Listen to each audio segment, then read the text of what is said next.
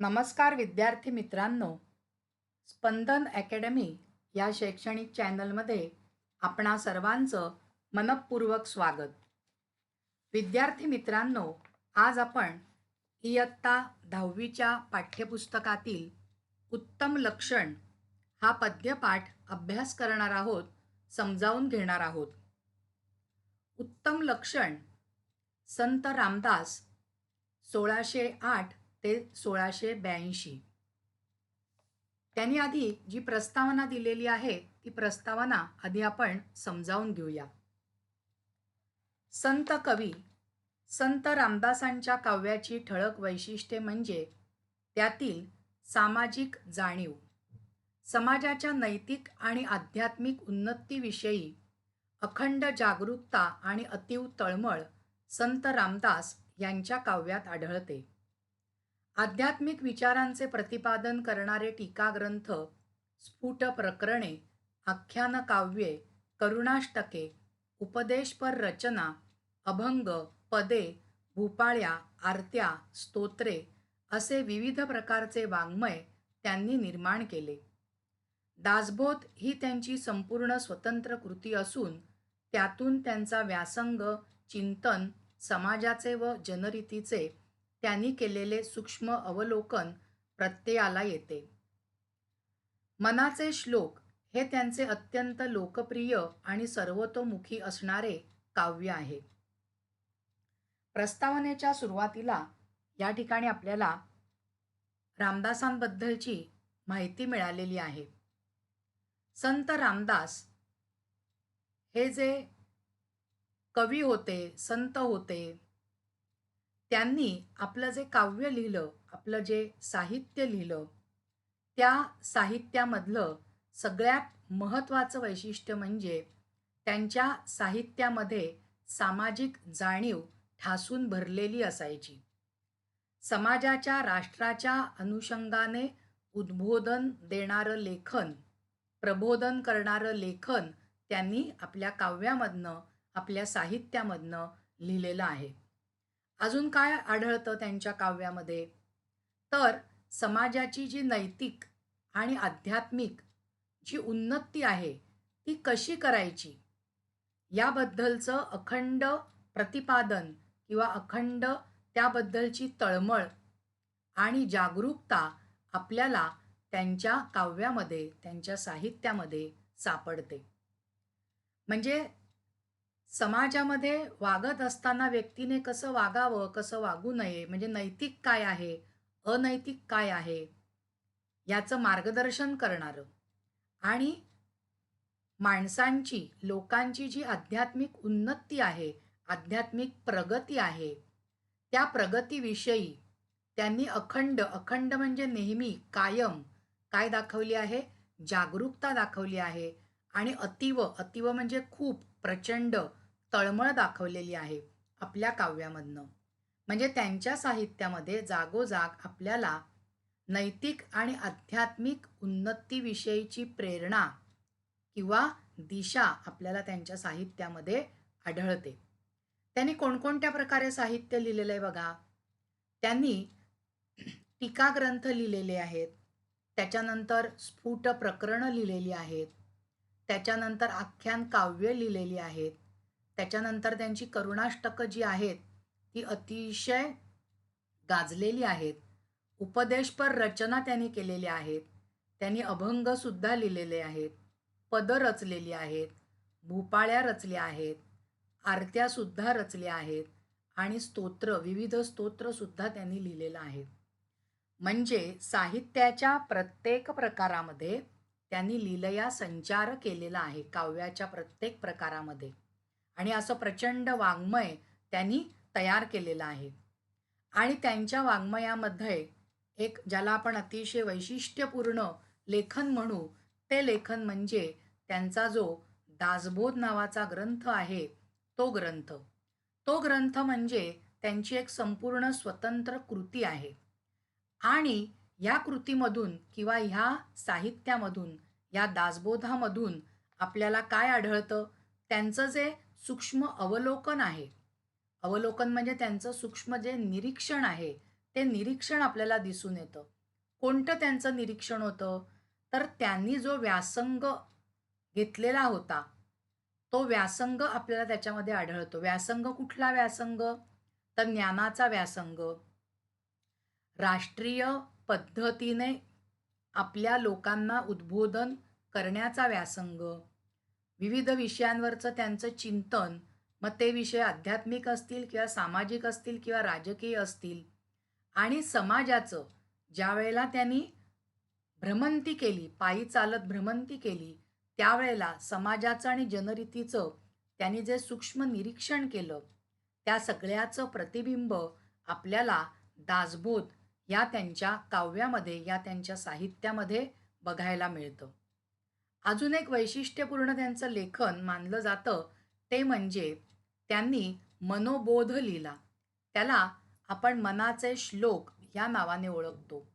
हे मनाचे श्लोक 205 आहेत आणि ते अत्यंत लोकप्रिय आणि सर्वांच्या तोंडी, सर्वतोमुखी म्हणजे काय? ते सर्वांच्या तोंडी, सर्वांच्या मुखामध्ये आपल्याला आढळतात.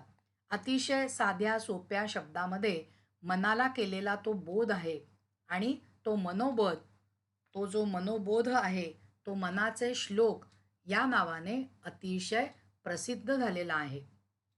म्हणजे अशा प्रकारे विविध वाङ्मय रामदासांनी लिहिलं आणि त्या वाङ्मयामधनं त्यांनी जे चिंतन केलेलं आहे, ते प्रबोधनपर चिंतन आहे आणि आपल्यासारख्या सामान्य माणसांना अतिशय बोध देणारं ते साहित्य आहे. आता या पद्यपाठामध्ये त्यांनी काय म्हटलेलं आहे, ते आपण समजावून घेऊया. संत रामदास यांनी या रचनेत आदर्श व्यक्तीची लक्षणे सांगितली आहेत. आदर्शत्वाची संकल्पना स्पष्ट करताना त्यांनी काय करावे आणि काय करू नये याबाबत मार्गदर्शन केले आहे. सत्याचा मार्ग स्वीकारावा, विवेकाने वागावे, कीर्ती वाढवावी असा संदेश या रचनेतून संत रामदास देतात. आपल्याला जो उत्तम लक्षण हा पद्यपाठ नेमलेला आहे, या पद्यपाठामध्ये रामदासांनी काय सांगितलेलं आहे? तर या रचनेमध्ये, या पद्यपाठामध्ये आदर्श व्यक्तीची जी लक्षणं आहेत, ती सांगितलेली आहेत. म्हणजे जीवनामध्ये जगत असताना आपण आदर्शवत कसं जगावं, त्या आदर्शत्वाची जी संकल्पना आहे, जी कल्पना आहे, ती ह्या पद्यपाठामध्ये त्यांनी स्पष्ट केलेली आहे. म्हणजे सोप्या भाषेत सांगायचं तर त्यांनी तुम्हाला जर का आदर्श व्यक्ती म्हणून जगायचं असेल, तर तुम्ही काय केलं पाहिजे? म्हणजे तुम्ही काय करावं आणि तुम्ही काय करू नये, याबाबतचं त्यांनी आपल्याला मार्गदर्शन केलेलं आहे, उद्बोधन केलेलं आहे. म्हणजे आपल्याला बऱ्याच वेळेला सांगितलं जातं, की हे तुम्ही करू नका, हे तुम्ही करू नका. पण ज्यावेळेला हे तुम्ही करू नका असं सांगितलं जातं, त्यावेळेला मग काय केलं पाहिजे, ह्याचं सुद्धा स्पष्टीकरण दिलं गेलं पाहिजे. रामदासांनी या पद्यपाठामध्ये ते अचूक पद्धतीने आपल्याला मार्गदर्शन केलेलं आहे आणि त्यांनी आपल्याला असा संदेश दिलेला आहे या पद्यपाठामधनं, की नेहमी सत्याचा म्हणजे खरेपणाचा मार्ग स्वीकारला पाहिजे. विवेकाने म्हणजे संयमाने सत्सद विवेक बुद्धीला स्मरून वागलं पाहिजे आणि आपल्या आचरणामधनं आपण स्वतःची जी कीर्ती आहे, ती कीर्ती वाढवली पाहिजे. असा संदेश, असा वैचारिक विचार संत रामदास आपल्याला या उत्तम लक्षण या पद्यपाठामधून देतात.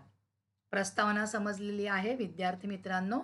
आता आपण प्रत्यक्ष त्या रचना जी आहे ती रचना समजावून घेऊया, त्याचा अर्थ समजावून घेऊया. पहिल्या श्लोकामध्ये त्यांनी काय म्हटलंय लक्षात घ्या.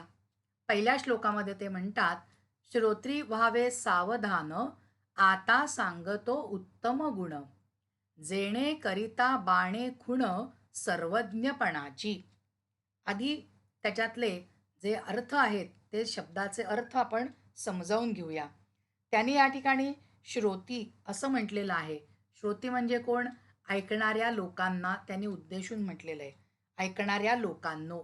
सावधान म्हणजे काय? सावधान असलं पाहिजे. त्याच्यानंतर जेणे हा जो शब्द इथे म्हटलेला आहे, या जेणे या शब्दाचा अर्थ होतो ज्याने, असा त्याचा अर्थ आहे. त्याच्यानंतर बाणे असा पण एक शब्द आलाय बघा. बाणे या शब्दाचा अर्थ काय होतो? बाणणे किंवा ती सवय आपल्याला लावून घेणे. आणि सर्वज्ञ. सर्वज्ञ म्हणजे काय? सर्व काही जाणणारा. लक्षात आलेत तुमच्या हे अर्थ? आता आपण त्या संपूर्ण कडव्याचा अर्थ समजावून घेऊया. श्रोत्री व्हावे सावधान, आता सांगतो उत्तम गुण.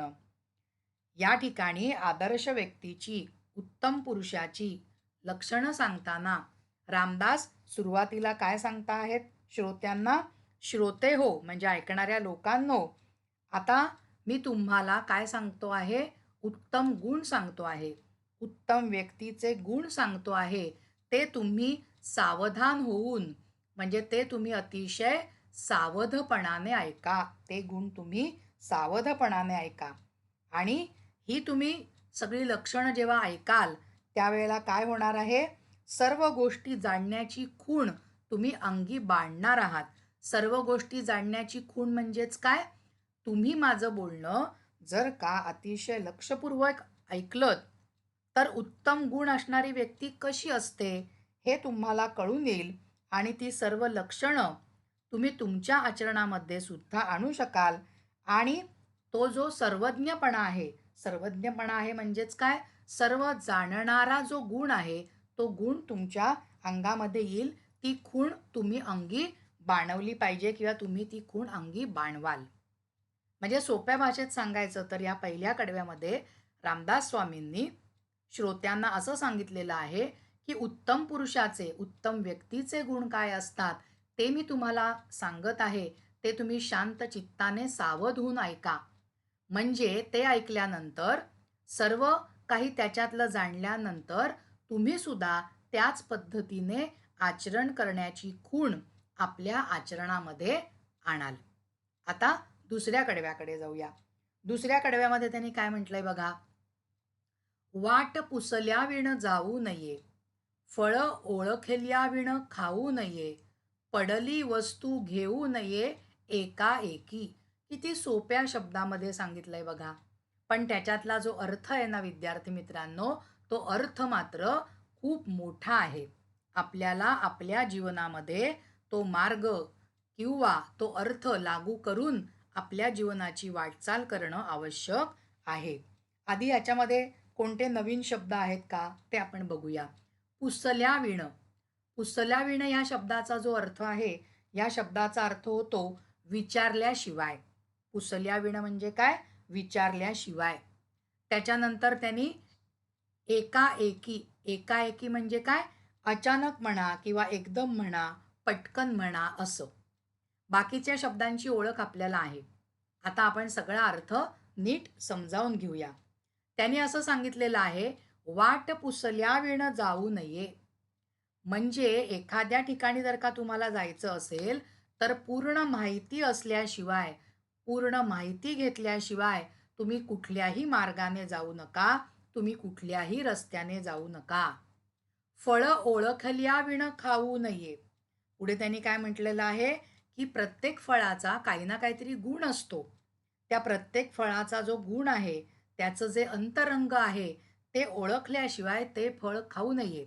म्हणजे एखादं फळ विषारी आहे का एखादं फळ गोड आहे का आपल्या आरोग्याला अतिशय घातक आहे का आपल्या आरोग्यासाठी अतिशय चांगलं आहे, हे तुम्ही आधी ओळखून घ्या.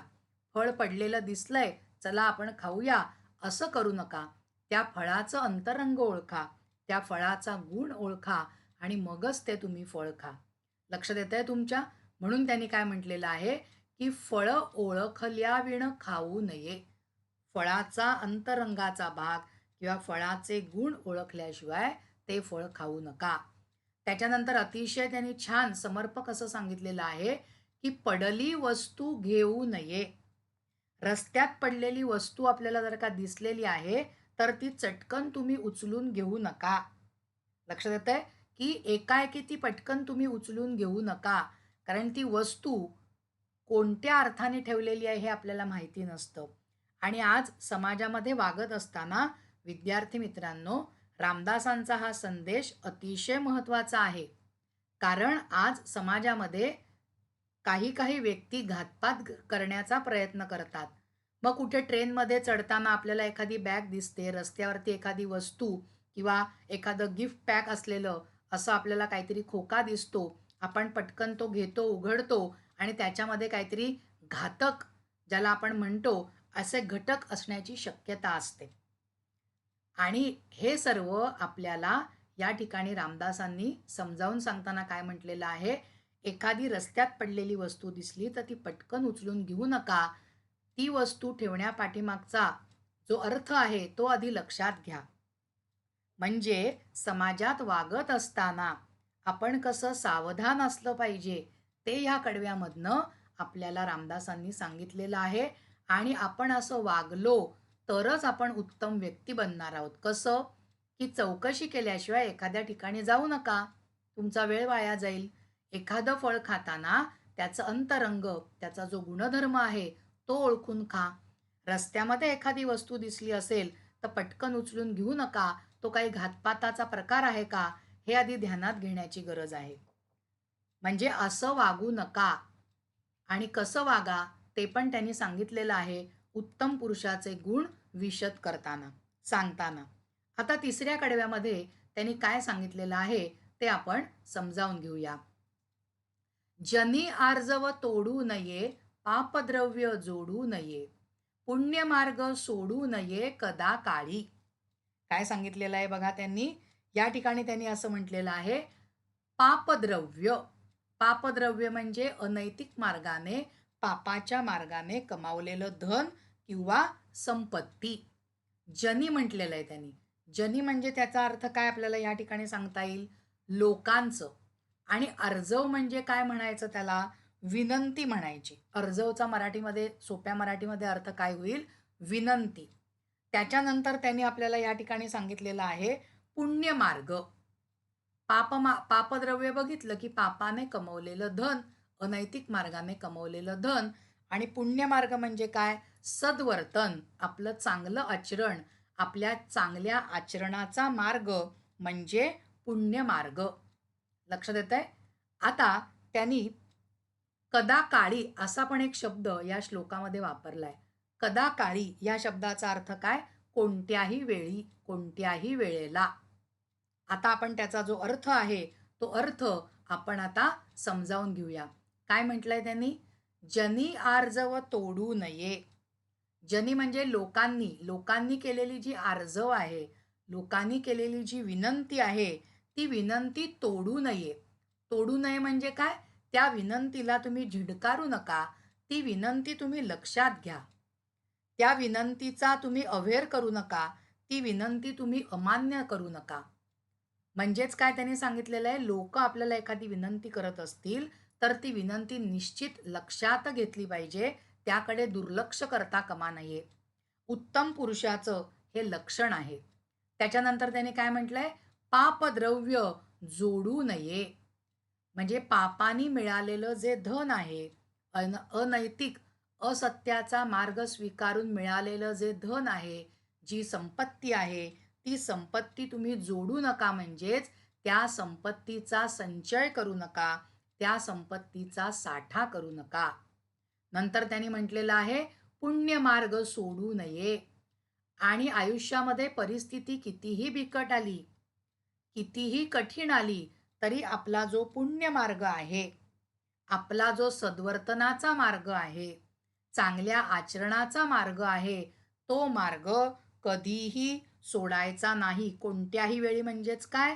ती परिस्थिती अनुकूल असू दे, ती परिस्थिती प्रतिकूल असू दे, परिस्थिती चांगली असू दे, परिस्थिती वाईट असू दे, परंतु आपला पुण्य मार्ग जो आहे, चांगलं आचरण करण्याचा जो मार्ग आहे, तो कधीही सोडायचा नाही.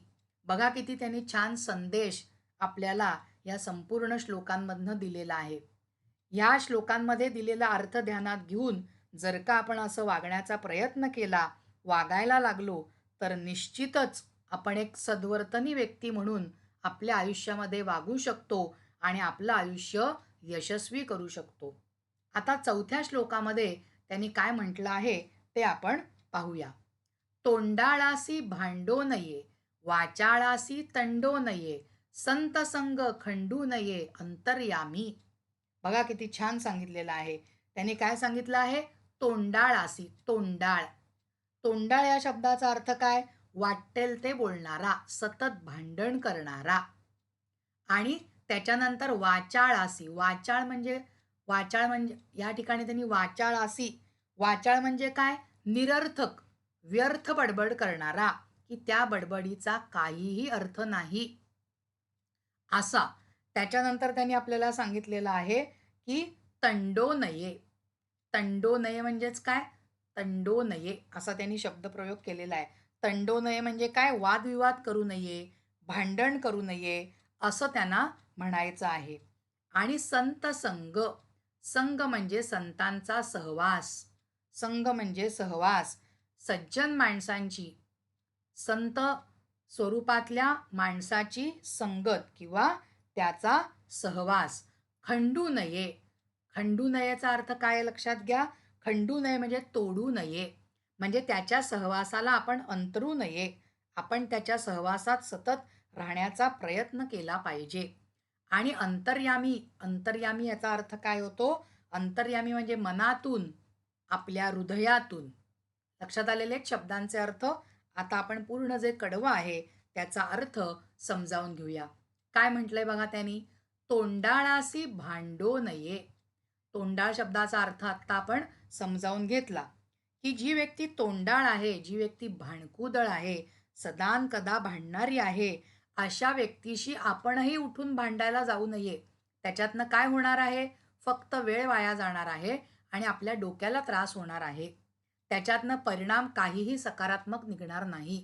कारण जी व्यक्ती तोंडाळ आहे, जी व्यक्ती सतत भांडणारी आहे, तिच्याशी भांडण करून काय उपयोग आहो? बरोबर आहे की नाही? कारण ती भांडणारच आहे. तिचा स्वभावच आहे तो. पण आपण सुद्धा तिच्याशी भांडत बसलो तर नाहक आपला वेळ वाया जाणार आहे. आणि म्हणून या ठिकाणी रामदास स्वामी म्हणतात, तोंडाळाशी भांडो नये.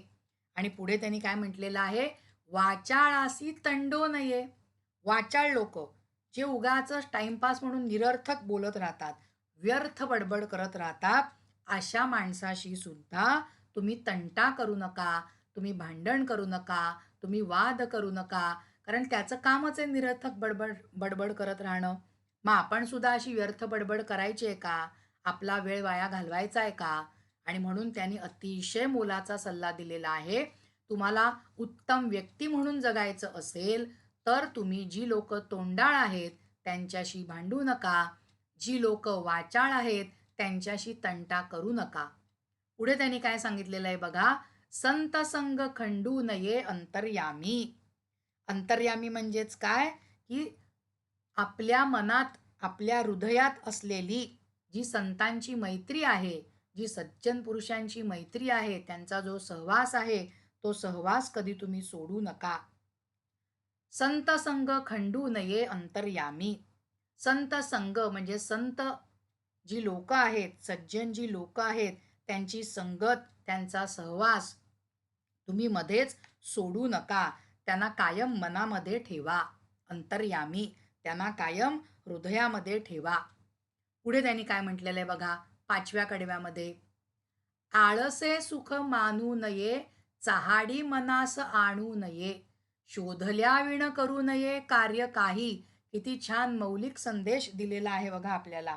पुढे जाताना त्याने आपल्याला काय सांगितलेलं आहे लक्षात घ्या. त्याने असं म्हटलेलं आहे, आळसे. आळस म्हणजे काय?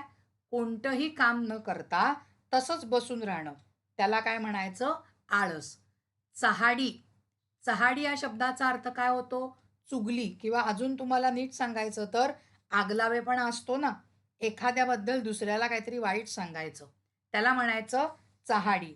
त्याच्यानंतर त्यांनी सांगितलेलं आहे की शोधल्या विण म्हणजे शोध घेतल्याशिवाय असा त्याचा अर्थ आहे. लक्षात येत आहे? आता आपण संपूर्ण ते जे कडवं आहे त्याचा अर्थ नीट समजावून घेऊया. बघा त्यांनी काय म्हटलंय? आळसे सुख मानू नये, कोणतंही काम न करता आळसात राहून त्या आळसेपणाचा, त्या आळशीपणाचा आनंद तुम्ही घेऊ नका. त्या आनंदात तुम्ही मशगूल राहू नका. आळशीपणाला सुख मानू नका. म्हणजेच त्यांनी सांगितलंय आळसामध्ये सुख नाही, तर तुमच्या कार्यकर्तृत्वामध्ये सुख आहे. तुम्ही सतत कार्यमग्न राहण्याची गरज आहे. कार्य करण्याची गरज आहे. बघा, उत्तम व्यक्तीचं लक्षण सांगताना किती छान बोध केलेला आहे रामदासांनी आपल्याला. पुढच्या वाक्यात ते म्हणतात, "चहाडी मनास आणू नये." म्हणजे कुणाबद्दल आगलावेपणा आपण करायचा नाही, कोणाची चुगली, उखाळ्या-पाखाळ्या एकमेकांशी आपण करायच्या नाहीत, चहाडी करायची नाही. नंतर ते म्हणतात, "शोधल्याविण करू नये कार्य काही." म्हणजे एखादं कार्य आपल्याला जर का करायचं आहे, शोधल्याविण करू नये म्हणजेच काय? एखादं कार्य जर का आपल्याला करायचं आहे, तर ते कार्य करताना आधी त्या कार्याचं संपूर्ण नियोजन आपल्याला करायला पाहिजे. आणि मग ते जे कार्य आहे, ते कार्य आपण करायला सुरुवात केली पाहिजे. म्हणजेच कोणतंही काम आपल्याकडनं अर्धवट राहणार नाही. अर्धवट सोडलं जाणार नाही. म्हणून कार्याचं पूर्ण नियोजन करा. त्याच्यासाठी त्यांनी शब्द काय वापरलेला आहे, की शोधल्याविण करू नये कार्य काही. शोधल्याविण करू नये कार्य काही म्हणजेच काय? संपूर्ण शोध घेतल्याशिवाय, संपूर्ण नियोजन केल्याशिवाय कोणतंही काम करू नका. नाहीतर ते काम कसं होईल? अर्धवट काम होईल. लक्षात येतंय? म्हणजे कामाचं नियोजन करा, सत्याचा मार्ग अवलंबा, आळसामध्ये सुख मानू नका, चहाडी करू नका, वाचाळाशी जे आहेत त्यांच्याशी भांडू नका. हे सगळे छान उपदेश आपल्याला दिलेले आहेत आणि आपण असं वागायला लागलो तर निश्चितच आपण उत्तम व्यक्ती बनू शकतो. आता 6व्या श्लोकामध्ये त्यांनी काय दिलंय आपण बघूया. सभेमध्ये लाजो नये, बाष्कळपणे बोलू नये, पैज होड घालू नये काही केल्या. बघा, या श्लोकामध्ये त्यांनी कोणता मुद्दा मांडलेला आहे तो आपण या ठिकाणी समजून घेऊया. सभेमध्ये, सभा म्हणजे काय? एखादा समूह. त्या समूहामध्ये चालत असलेली बैठक. लक्षात येतंय? त्याच्यानंतर बाष्कळपणा. बाष्कळपणा याचा अर्थ काय माहितीये का? बालिशपणा. उगाचच काहीतरी लहान मुलासारखं बडबड करत राहायचं नाही. त्याच्यानंतर त्यांनी आपल्याला अजून एक सांगितलेलं आहे, पैज. पैज शब्द पण त्यांनी इथे दिलाय आणि होड असा शब्द पण त्यांनी इथे दिलाय. पैज शब्दाचा अर्थ काय होतो? स्पर्धा किंवा शर्यत. आणि होड शब्दाचा अर्थ पण काय होतो? पैज असाच होतो. लक्षात आलेलं आहे तुमच्या? आता आपण त्याच्या अर्थाकडे जाऊया. काय म्हटलेलं आहे या 6व्या श्लोकामध्ये त्यांनी? सभेमध्ये लाजो नये. एखादी सभा चाललेली आहे, समूहाची बैठक चाललेली आहे, तर त्या बैठकीमध्ये स्वतःचा मुद्दा मांडताना, स्वतःचा विचार मांडताना लाजायचं नाही. सभेमध्ये लाजो नये म्हणजे आपण मुखदुर्बळ राहून चालणार नाही. आपण मागे-मागे राहायचं नाही. आपल्या मनामध्ये जो विचार आलेला आहे, तो बैठकीमध्ये आपण बोलून दाखवला पाहिजे. आपण मुखदुर्बळ असता कामा नये. बाष्कळपणे बोलू नये. बाष्कळपणे बोलू नये म्हणजेच काय? उगाच निरर्थक बालिशपणे काहीतरी आपण बडबड करायची नाही. मोकळ्या मनाने बोलायचं. आपला विचार नक्की मांडायचा, परंतु तो बालिशपणे मांडायचा नाही. बाष्कळपणे, निरर्थकपणे मांडायचा नाही, तर अतिशय विचारपूर्वक, ठामपणे सभेमध्ये आपला विचार मांडायचा. नाहीतर बरेच जण बघा, विद्यार्थी मित्रांनो, तुम्हाला सुद्धा अनुभव असेल. शिक्षकाने जर का 2 मिनिटं उभं राहून बोलायला सांगितलं, तर आपल्याला भीती वाटायला लागते. परंतु असं भिण्याचं कारण नाही. आपल्या मनात आलेला विचार आपण ठामपणे मांडला पाहिजे. असा विचार जो ठामपणे मांडतो, ती निश्चितच उत्तम व्यक्ती असते. उत्तम व्यक्तीचा तो गुण आहे. पुढे त्यांनी काय सांगितलेलं आहे बघा. पैज होड घालू नये काही केल्या. पैज होड घालू नये म्हणजेच काय? त्यांना सांगायचं आहे, कोणत्याही प्रकारची पैज, शर्यत, पैज, स्पर्धा तुम्ही करू नका, लावू नका. काही केल्या. काही केल्या म्हणजे कोणतंही कारण समोर येऊ दे. चल मी तुझ्याशी पैज लावतो, चल मी तुझ्याशी स्पर्धा लावतो. असं आपण निकरानी करायचं नाही. कोणाशीही स्पर्धा करायची नाही, कोणाबरोबर पैजही लावायची नाही. कारण या सगळ्या गोष्टी आपल्याला नकारात्मक मार्गाकडे नेतात. मग ती पैज असेल, ती शर्यत असेल, ती स्पर्धा असेल, ती निकोप स्पर्धा असते तसं नाही. मग ते जिंकण्यासाठी आपण कितीही वाईट मार्ग स्वीकारायला लागतो. म्हणून कोणाशीही पैज होड घालायची नाही. जर का तुम्हाला स्पर्धा करायची असेल तर ती स्वतःशी करा. आपण कसं उत्तम बनू आपली आपल्याशी करा. त्याच्यासाठी आपण आपल्यामधले जे गुण आहेत ते ओळखून ते वाढवण्यावरती भर दिला पाहिजे. परंतु इतरांबरोबर मात्र पैज होड घालायची नाही, कारण नकारात्मक वळण मग आपल्या आयुष्याला लागण्याची शक्यता आहे. लक्षात येतोय ना अर्थ विद्यार्थी मित्रांनो? पुढच्या श्लोकाकडे जाऊया. पुढच्या श्लोकामध्ये त्यांनी काय म्हटलंय बघा. कोणाचा उपकार घेऊ नये, घेतला तरी राखो नये, परपीडा करू नये विश्वासघात. बघा काय सांगितलेलं आहे त्यांनी. त्यांनी असं या ठिकाणी म्हटलेलं आहे, परपीडा.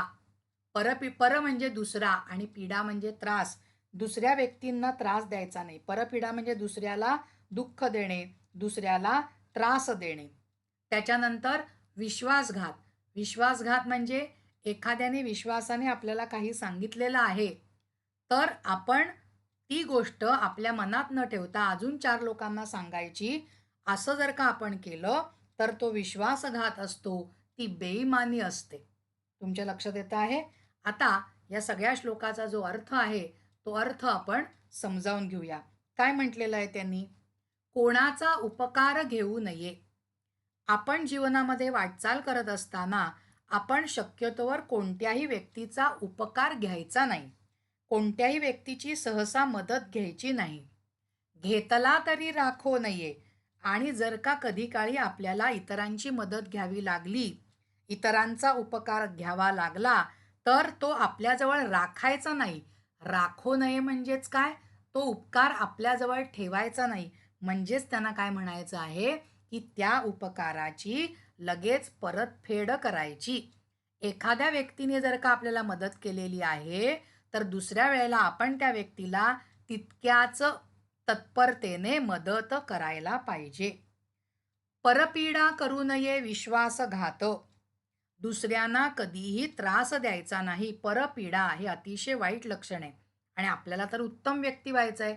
म्हणजे उत्तम व्यक्ती व्हायचं असेल तर परपीडा करायची नाही. आणि सगळ्यात महत्त्वाचं त्यांनी काय सांगितलेलं आहे? विश्वासघात करू नका. एखाद्या व्यक्तीने विश्वासाने आपल्याशी काहीतरी सांगितलेलं आहे, हितगूज केलेलं आहे, तर आपण ते हितगुज आपल्याजवळच ठेवलं पाहिजे. त्याने जो विश्वास आपल्यावर टाकलेला आहे, तो विश्वास आपण सार्थ ठरवला पाहिजे. त्याच्याशी बेईमानी करायची नाही. 8व्या श्लोकामध्ये त्यांनी काय म्हटलंय ते आता आपण लक्षात घेऊया. व्यापकपण सांडू नये, पराधीन होऊ नये, आपले ओझे घालू नये कोणी एकासी. आता या ठिकाणी त्यांनी काय सांगितलंय बघा. व्यापकपण. व्यापकपण या शब्दाचा अर्थ काय आहे? मनाचा मोठेपणा, मनाचा समंजसपणा, मनाचा मोठेपणा. त्याच्यानंतरचा पराधेन. पर म्हणजे दुसरा, धेन म्हणजे दुसऱ्याच्या अधीन, म्हणजे दुसऱ्यावर अवलंबून असलेला. ओझे या शब्दाचा अर्थ काय होतो? ओझ, आपला भार. लक्षात येत आहेत तुमच्या? कोणी एकासी. कोणी एकासी म्हणजे कोणत्या तरी एखाद्या व्यक्तीवर, असा या शब्दाचा अर्थ आहे. आता आपण संपूर्ण श्लोकाचा अर्थ जाणून घेऊया. काय म्हटलंय त्यांनी? व्यापकपण सांडू नये. आपल्या मनाचा जो मोठेपणा आहे, आपल्या मनाचा जो काही व्यापकपणा आहे, समंजसपणा आहे, तो कधीही सांडू नये. सांडू नये म्हणजेच काय? तो कधीही सोडू नये. आपलं मन कायम मोठं आणि समंजस ठेवण्याची गरज आहे. पराधीन होऊ नये. पराधीन होऊ नये म्हणजेच काय? तुम्ही कधीही दुसऱ्यावर अवलंबून स्वतःचं जीवन जगत आहात. अशी परिस्थिती आपल्या आयुष्यात कधीही येऊ देऊ नका. जे काही करायचंय ते माझ्या जबाबदारीवर मी करीन. दुसऱ्यावर अवलंबून आपलं जीवन जगू नका. त्याला म्हणायचं पराधीन. जर का तुम्ही स्वतःच्या जबाबदारीवर स्वतःचं जीवन जगलात, तर तुम्ही स्वाधीन. आणि दुसऱ्यावर अवलंबून तुम्ही स्वतःचं जीवन जगलात, तर ते पराधीन. असं पराधीन जगणं तुम्ही जगू नका. परावलंबी होऊ नका, स्वावलंबी व्हा. लक्षात येत आहे तुमच्या? पुढे त्यांनी म्हटलंय, आपले ओझे घालू नये कोणी एकासी. म्हणजे पुढे त्यांनी म्हटलेलं आहे, की कुणावर तरी आपल्या जीवनाचं ओझं, आपल्या जीवनाचा भार लादू नका. मला जगायचं आहे, तर ते जगत असताना माझा मार्ग मीच निवडीन, माझे कष्ट मीच करीन, माझी जबाबदारी मीच घेईन, माझ्या जीवनाचा भार दुसऱ्याच्या खांद्यावर ठेवून मी माझ्या आयुष्यात कसं बरं यशस्वी होईन? मी माझं आयुष्य कसं बरं समाधानाने जगीन? नाहीच जगू शकणार. आपला कोणालाही भार होता कामा नये. विद्यार्थी मित्रांनो, हा चांगला मौलिक संदेश रामदासांनी आपल्याला ह्या कडव्यामधनं दिलेला आहे. पराधीन जीवन जगू नका. आपली जबाबदारी, आपला भार दुसऱ्याच्या खांद्यावर ठेवू नका. आपल्या मनाचा जो मोठेपणा आहे तो कधीही सोडू नका. लक्षात येतोय ना अर्थ विद्यार्थी मित्रांनो? 9व्या कडव्याकडे जाऊया. 9व्या कडव्यामध्ये त्यांनी काय सांगितलंय बघा. सत्य मार्ग सांडू नये, असत्य पंथे जाऊ नये, कदा अभिमान घेऊ नये असत्याचा. त्यांनी काय म्हटलेलं आहे? सत्य मार्ग. सत्य मार्ग म्हणजे खरेपणाने जाण्याचा मार्ग, सत्याने जाण्याचा मार्ग. असत्य म्हणजे खोटेपणा, जे खरं नाही ते खोटेपणा. पंथे, पंथ याचा अर्थ रस्त्याने, मार्गाने, वाटेने असा होतो. कदा, कदा याचा अर्थ कधीही असा होतो. कदा याचा अर्थ कधीही असा होतो. अभिमान याचा अर्थ व्यर्थ गर्व. अभिमान बाळगणं म्हणजेच काय? व्यर्थ गर्व एखाद्या गोष्टीचा बाळगायचा. आता या ठिकाणी आपण जो संपूर्ण अर्थ आहे तो संपूर्ण अर्थ आपण समजावून घेऊया. सत्य मार्ग सांडू नये म्हणजे सत्याचा मार्ग कधीही सांडू देऊ नका, म्हणजे सत्याचा मार्ग कधीही सोडायचा नाही. असत्य पंथे जाऊ नये आणि खोटेपणाच्या मार्गावर, खोटेपणाच्या वाटेवर, असत्याच्या वाटेवर कधीही जायचं नाही. त्या पंथावर कधीही जायचं नाही. कदा अभिमान घेऊ नये असत्याचा. जो अभिमान आहे, व्यर्थ गर्व आहे, कशाचा? असत्याचा. तो असत्याचा वृथा, खोटा अभिमान कधीही धरायचा नाही. खोटेपणाचा, असत्याचा व्यर्थ अभिमान, व्यर्थ गर्व कधीही करायचा नाही. किती छान संदेश दिलाय बघा. आता 10व्या कडव्यामध्ये त्यांनी काय म्हटलंय बघूया. अपकीर्ती ते सांडावी, सत्कीर्ती वाढवावी, विवेके दृढ धरावी वाट सत्याची. वा, किती छान सांगितलंय बघा. अपकीर्ती, अपकीर्ती याचा, कीर्ती म्हणजे प्रसिद्धी, अप म्हणजे वाईट पद्धतीची, वाईट प्रसिद्धी किंवा बेअब्रू आपण त्याला म्हणतो, वाईट प्रसिद्धी म्हणतो, कुप्रसिद्धी म्हणतो तशी. त्याच्यानंतर सत्कीर्ती, सत म्हणजे चांगलं, चांगली कीर्ती म्हणजे ज्याला आपण सुप्रसिद्ध म्हणतो, चांगली प्रसिद्धी म्हणतो ती. वाढवावी, वाढवावी या शब्दाचा अर्थ काय? वाढवावी. त्याच्यानंतर विवेके, विवेके, विवेक म्हणजे काय? चांगला विचार, संयमित विचार. आणि दृढ म्हणजे काय? अतिशय निश्चयीपणाने, अतिशय मजबूत ठामपणाने घेतलेला निर्णय. आता आपण संपूर्ण श्लोकाचा अर्थ समजावून घेऊया. अपकीर्ती ते सांडावी. अपकीर्ती जी आहे ती सांडली पाहिजे, ती सोडून द्यावी. सोडून द्यावी म्हणजेच काय? तुम्ही कधीही अपकीर्तीच्या मागे, वाईट प्रसिद्धीच्या मागे लागू नका. ती वाईट प्रसिद्धी आपण आपल्या आयुष्यामध्ये टाळली पाहिजे. सत्कीर्ती वाढवावी, त्याच्याऐवजी काय करायला हवं आहे? सत्कीर्ती, चांगल्या प्रकारे आपण प्रसिद्ध झालो पाहिजे समाजामध्ये. आपली चांगल्या पद्धतीने कीर्ती समाजामध्ये झाली पाहिजे. विवेके दृढ धरावी वाट सत्याची. विवेके दृढ धरावी म्हणजे अतिशय संयमित विचाराने, विवेकाने आपण दृढ धरायची, म्हणजे भक्कमपणे दृढ धरायची आहे वाट सत्याची. म्हणजे थोडक्यात त्यांनी काय सांगितलेलं आहे की विवेकाने आचरण करून सत्याची जी वाट आहे ती आपण दृढपणे, भक्कमपणे चालत राहायची आहे. बघा, या संपूर्ण 10 श्लोकांमध्ये आपल्याला संत रामदासांनी उत्तम व्यक्तीची लक्षणं सांगताना आपण आपल्या आयुष्यामध्ये काय केलं पाहिजे आणि काय नाही केलं पाहिजे याचं अतिशय उत्तम आणि अचूक मार्गदर्शन आपल्याला विद्यार्थी मित्रांनो केलेलं आहे. विद्यार्थी मित्रांनो, हा पद्यपाठ आपला इथे समजावून झालेला आहे. एक सूचना तुम्हाला द्यायची म्हणजे आपल्या डिस्क्रिप्शन बॉक्समध्ये मी माझा मेल ID टाकलेला आहे.